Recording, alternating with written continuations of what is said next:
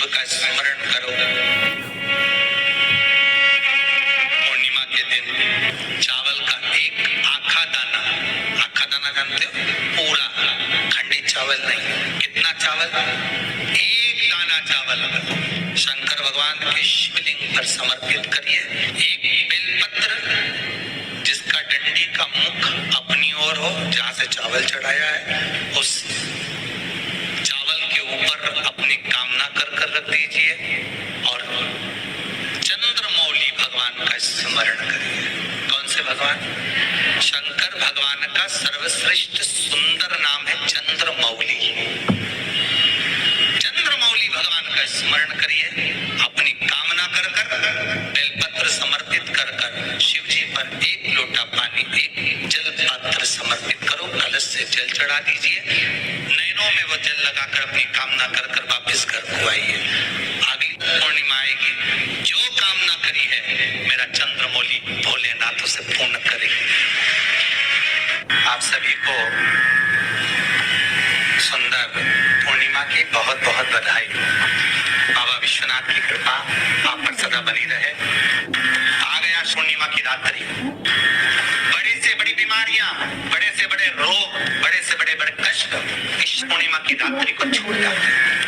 दमे की बीमारी, श्वास की बीमारी, अनिद्रा की बीमारी, रात्रि को जगना, ये सारी बीमारियां पूर्णिमा की रात्रि को अगर व्यक्ति अपने जीवन को सुखमय बनाए, अपने जीवन को आनंदमय बनाए तो सब छूट सकता है। पूर्णिमा की रात्रि को पीपल के पत्ते 5 लेकर उसके ऊपर खीर डालकर रात्रि को खा लेने से महाराज दमे की बीमारी, श्वास की बीमारी रुक जाती है। वो बीमारी बढ़ती नहीं है, उससे कष्ट नहीं होता। जिन बच्चों के नेत्र कमजोर होते हैं और रोशनी कमजोर होती है, पूर्णिमा के दिन रात्रि को 12 बजे भगवान चंद्रदेव का दर्शन कराइए। 5 से 7 मिनट तक नयन मिलाए चंद्रदेव के साथ और बाद में एक पीपल के पत्ते पर खीर जो चंद्र के नीचे रखी हुई है उसी खीर को चटा दीजिए। फिर चंद्र का दर्शन कराओ, फिर खीर को चटा दीजिए। महाराज नयन की ज्योति बढ़ती है, नींद नहीं आती तो निंद्रा देवी प्रवेश करती है, निंद्रा अच्छी आती है,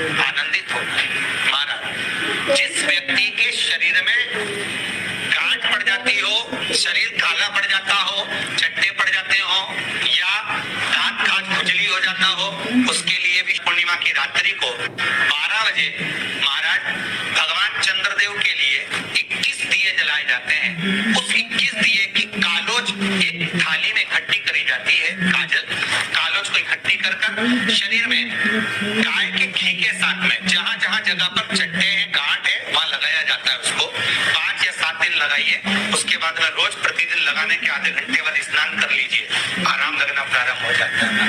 आज पूर्णिमा की रात्रि से लेकर कार्तिक पूर्णिमा की रात्रि के बीच में जो दामोदर भगवान का, कृष्ण का, शिव का मंगल आनंद करेगा, अभिषेक करेगा, पूजन करेगा, स्मरण करेगा, उसके सारे दुख दरिद्र दूर हो जाएंगे। रात्रि को आप बड़े प्रेम से खीर बनाओ, चंद्रदेव की साक्षी में रखो, भोग लगाओ भगवान श्री हरि को। बन सके अगर लक्ष्मी की कमी है, लक्ष्मी नहीं आ रही है, व्यापार नहीं चल रहा है, तकलीफ बहुत ज्यादा है, घर में कष्ट है, कर्जा ज्यादा है, तो एक तांबे के कलश के ऊपर, तांबे के कलश में पानी भरना, कटोरी रखना, उस पे लक्ष्मी जी की मूर्ति रखना।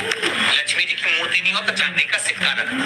उसके सम्मुख में आप 31 दीपक 31 दीपक घी के लंबी बाती के जला देना। माना एक कमल गट्टा उस 31 दिए के अंदर डाल देना और लक्ष्मी जी का पूजन करना, लक्ष्मी जी का स्मरण करना, खीर का भोग लगाना, पान के पत्ते पर खीर रखना, 5 पत्ते पर खीर का भोग लगाना और माता लक्ष्मी से विनती करना। सुबेरे 4 बजे तक वो रखे रहने देना, सुबह 4 बजे वो उठाना, लक्ष्मी को वापिस तिजोरी में या सिक्का हो तो उसको अलमारी में रख देना। जो खीर बनी है वो प्रसाद के रूप में सुबह 8 बजे, 10 बजे, 9 बजे जब खाना हो प्रेम से खाना। माता जो दिए लगाए हैं वो ठंडे हो गए होंगे, उनको रखे रहने देना, बाद में काम आते रहेंगे, या दिए विसर्जन करना हो तो आपकी मर्जी है। पर वो मिट्टी के दिए लगेंगे, आटे के दिए नहीं लगेंगे, मिट्टी के दीप लगाना है आपको 31 घी के दिए लगाना। लक्ष्मी जी का पूजन करो, कंकु, चावल, हल्दी, मूली से सब तरह पूर्णिमा की रात्रि सुख मिलेगा, आनंद मिलेगा, लक्ष्मी की वृद्धि हो, होगी, कार्य सिद्धि होगी। दूसरा क्रम, पूर्णिमा के दिन आप शाम को प्रदोष काल के समय 4:30 बजे से 6 बजे के बीच में 1 लोटा पानी, उसमें 5 बेलपत्र रखकर, 1 कमल कट्टा डालकर भगवान चंद्रेश्वर महादेव के नाम से भगवान शंकर को चढ़ा दीजिए। आपकी जो कामना हो वो कामना कर चढ़ा, विनती करें चंद्रेश्वर महादेव को और निवेदन करें कि हमारा ये कार्य सफल हो।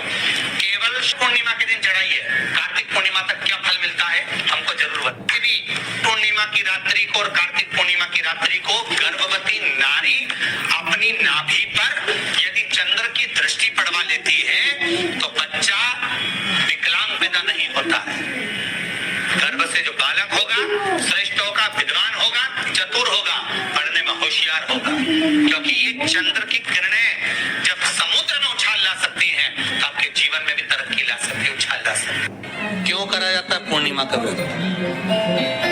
पूर्णिमा का व्रत करने का कारण क्या है बताइए? आप इतने सालों से कर रही हो, कई माताएं कर रही होंगी पूर्णिमा का व्रत। एक समय फलाहार करती हैं, एक समय भोजन करती हैं। भोजन में खीर का होना जरूरी होता है पूर्णिमा के व्रत में, दूध की सामग्री होना जरूरी होती है पूर्णिमा के व्रत में। 12 महीने की पूर्णिमा करो मना नहीं है, और पूर्णिमा उठाने का भी समय होता है। चैत्र के महीने की जो पूर्णिमा होती है, चैत्री पूर्णिमा पहली पूर्णिमा मानी जाती है, इसलिए चैत्री पूर्णिमा को सिद्ध पूर्णिमा कहते, कार्य सिद्धात्री पूर्णिमा कहते, सिद्ध करते, मनोरथी पूर्णिमा कहते।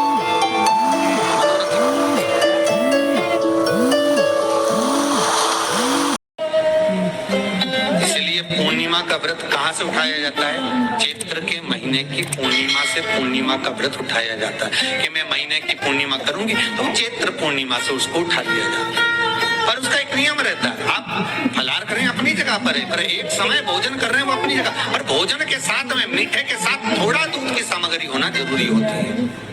और क्यों करते हैं पूर्णिमा का व्रत, किस लिए किया जाता है, क्यों करा जाता है, उसका व्याख्यान वर्णन शिव महापुराण के अंतर्गत स्कंद पुराण में लिखा गया।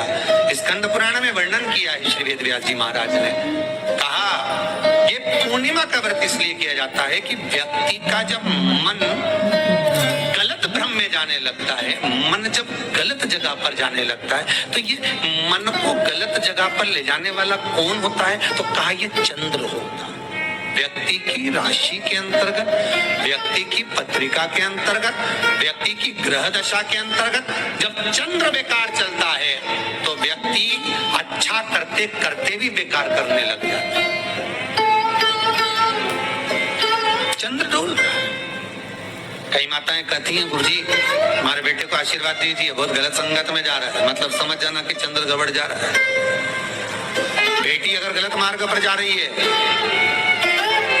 बेटी अगर गलत संगत में जा रही है, किसी अन्य व्यक्ति को आकर्षित हो, चंद्र गड़बड़ हो रहा है, उसका चंद्र कहीं जा रहा है। कोई पुरुष, कोई लड़का, कोई गलत मार्ग पर जा रहा है, चंद्र गड़बड़ हो रहा है। घर में जो क्लेश उत्पन्न होता है, घर में जो विवाद उत्पन्न होता है, उस विवाद को रोकने के लिए केवल चंद्र की ही, इसलिए तो पूर्णिमा घर की नारियां, हमारे हिंदू धर्म में यहाँ तक स्कंद पुराण में कह दिया कि प्रत्येक पूर्ण, आप लोग कभी आप लोगों ने सत्यनारायण जी की कथा करवाई है? जितने लोग आस्था चैनल पर कथा सुन रहे हैं, जितने लोग फेसबुक यूट्यूब पर कथा सुन रहे हैं, यूट्यूब पर कथा का श्रवण कर रहे हैं, उनने कभी सत्यनारायण की कथा करवाई होगी। तो उसमें लिखा है हर कार्तिक, हर पूर्णिमा को, हर संक्रांति को ब्राह्मण सत्यनारायण भगवान की कथा या राजा या वैश्य कथा को कराता था, या बढ़िया कथा कराता। सुनी कि नहीं सुनी ये बात? सत्यनारायण भगवान की कथा में लिखा है, स्कंद पुराण के अंतर्गत जो सत्यनारायण भगवान की कथा का स्मरण किया उसमें लिखा है प्रत्येक संक्रांति पूर्णिमा को सत्यनारायण की कथा करवाने लगा और ये योनि को प्राप्त हुआ, इस योनि से छूटा, इस योनि में गया। लिखा है, सब कुछ लिखा।